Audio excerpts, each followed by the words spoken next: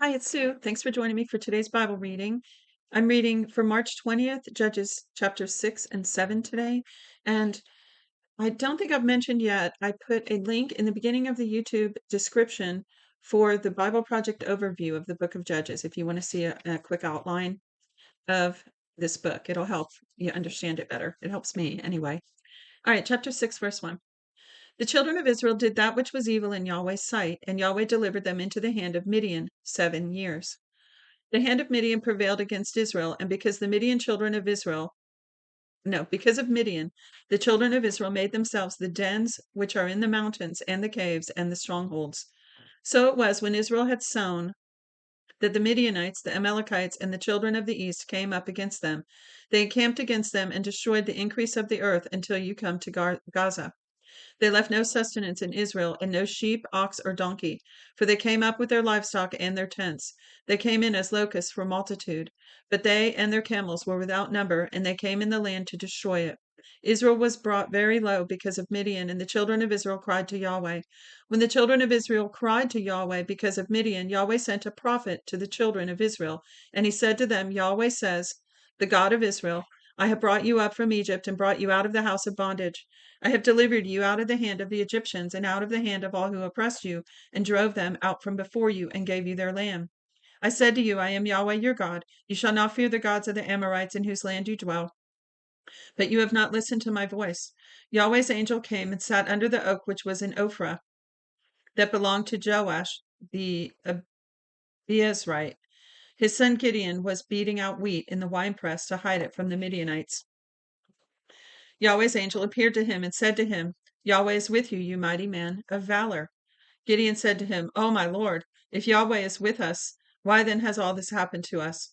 Where is all his wondrous works which our fathers told us of, saying, didn't Yahweh bring us up from Egypt? Excuse me. But now Yahweh has cast us off and delivered us into the hand of Midian. Yahweh looked at him and said, go in this your might and save Israel from the hand of Midian. Haven't I sent you? He said to him, O Lord, how shall I save Israel? Behold, my family is the poorest in Manasseh, and I am the least of my father's house. Yahweh said to him, surely I will be with you, and you shall strike the Midianites as one man. He said to him, if I now have found favor in your sight, then show me a sign that it is you who talk with me. Please don't go away until I come to you and bring out my present and lay it before you. He said, I will wait until you come back. Gideon went in and prepared a young goat and unleavened cakes of an ephah of meal. He put the meat in the basket, and he put the broth in a pot and brought it out to him under the oak and presented it. The angel of God said to him, take the meat and the unleavened cakes and lay them on this rock and pour out the broth. He did so.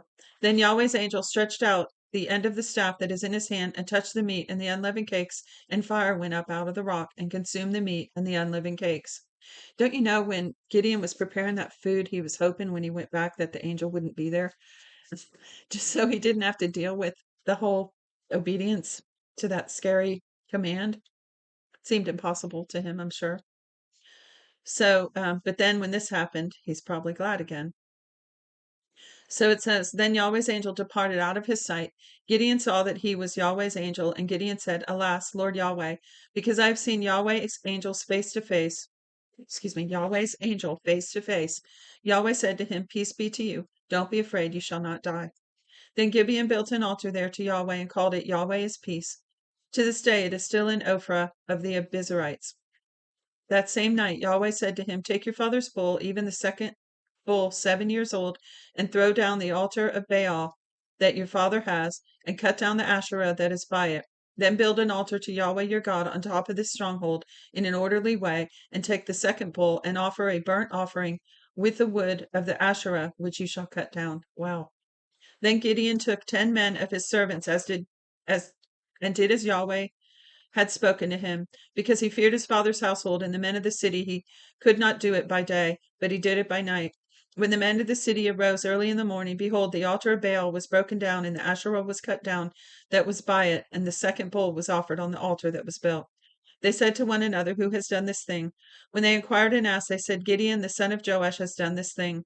Then the men of the city said to Joash, bring out your son that he may die, because he has broken down the altar of Baal, and because he has cut down the Asherah that was by it. Joash said to all who stood against him, "Will you contend for Baal, or will you save him? Who He who will contend for him, let him be put to death by morning. If he is a god, let him contend for himself, because someone has broken down his altar." Therefore on that day he named him Jerubbaal, saying, "Let Baal contend against him, because he has broken down his altar." Then all the Midianites and the Amalekites and the children of the east assembled themselves together, and they passed over and encamped in the valley of Jezreel. But Yahweh's Spirit came on Gideon, and he blew a trumpet, and Abiezer was gathered together to follow him.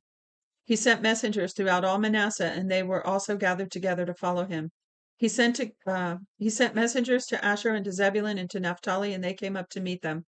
Gideon said to God, "If you will save Israel by my hand, as you have spoken, behold, I will put a fleece of wool in the threshing floor. If there is dew on the fleece only, and it is dry on the ground, then shall I know that you will save Israel by my hand, as you have spoken." It was so, for he rose early on the next day, and pressed the fleece together, and wrung the dew out of the fleece, a bowl full of water. Gideon said to God, "Don't let your anger be kindled against me, and I will speak but this once more.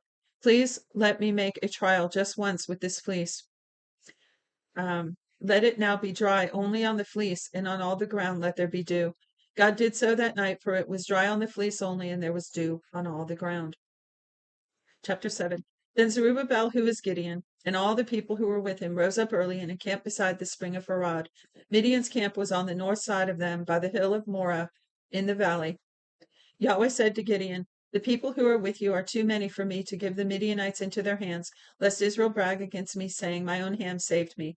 Therefore proclaim in the ears of the people, saying, 'Whoever is fearful and trembling, let him return and depart from Mount Gilead.'" So 22,000 of the people returned, and 10,000 remained. Yahweh said to Gideon, "There are still too many people. Bring them down to the water, and I will test them for you there. It shall be that those whom I tell you, 'This shall go with you,' and the same shall go with you, and whoever I tell you, 'This shall not go with you,' the same shall not go." So he brought down the people to the water, and Yahweh said to Gideon, "Everyone who laps of the water with his tongue like a dog laps, you shall set him by himself. Likewise, everyone who bows down on his knees to drink." The number of those who lapped, putting their hand to their mouth, was 300 men, but all the rest of the people bowed down on their knees to drink water. Yahweh said to Gideon, "By the 300 men who lapped, I will save you and deliver the Midianites into your hand. Let all the other people go, each to his own place." So the people took food in their hand and their trumpets, and he sent all the men of Israel, every man to his tent, but retained the 300 men. And the camp of Midian was beneath them in the valley. That same night Yahweh said to him, "Arise, go down into the camp, for I have delivered it into your hand. But if you are afraid to go down, go with Parah your servant down to the camp. You will hear what they say, and afterward your hands will be strengthened to go down into the camp." Then he went down with Parah's servant to the outermost part of the armed men who were in the camp. The Midianites and the Amalekites and all the children of the east lay along the valley like locusts for multitude, and their camels were without number, as the sand which is on the seashore for multitude. When Gideon had come, behold, there was a man telling a dream to his fellow. He said, "Behold, I dreamt a dream, and behold, a cake of barley bread tumbled into the camp of Midian, and came to a tent, and struck it so that it fell, and turned it upside down so that the tent lay flat."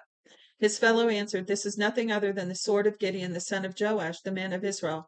God has delivered Midian into his hand with all the army." It was so, when Gideon heard the telling of the dream and its interpretation, that he worshipped.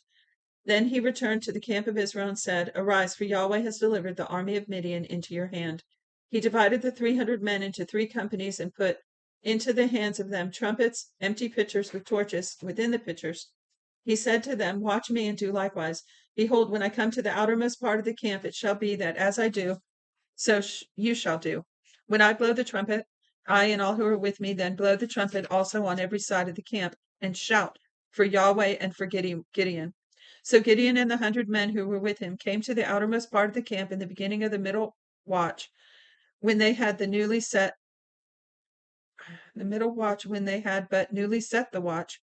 Then they blew the trumpets, and broke in pieces the pitchers which were in their hands. The 3 companies blew the trumpets, broke the pitchers, and held the torches left in their left hands, and the trumpets in their right hands with which to blow, and they shouted, "The sword of Yahweh and of Gideon." They each stood in his place around the camp, and all the army ran, and they shouted and put them to flight. They blew 300 trumpets, and Yahweh set every man's sword against his fellow, and against all the army. And the army fled as far as Beth Shittah toward Zerah, as far as the border of Abel Maholah by Tabith.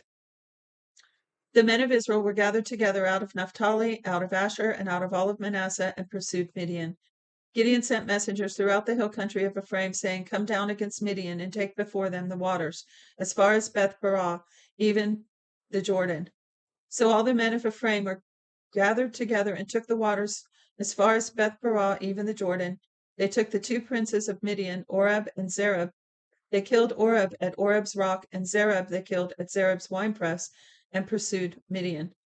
Then they brought the heads of Oreb and Zeb to Gideon beyond the Jordan. That's it for today's reading. Short and sweet. Thanks for joining me. God bless you. Don't forget to look for the link for the Bible Project overview in the description. Till next time.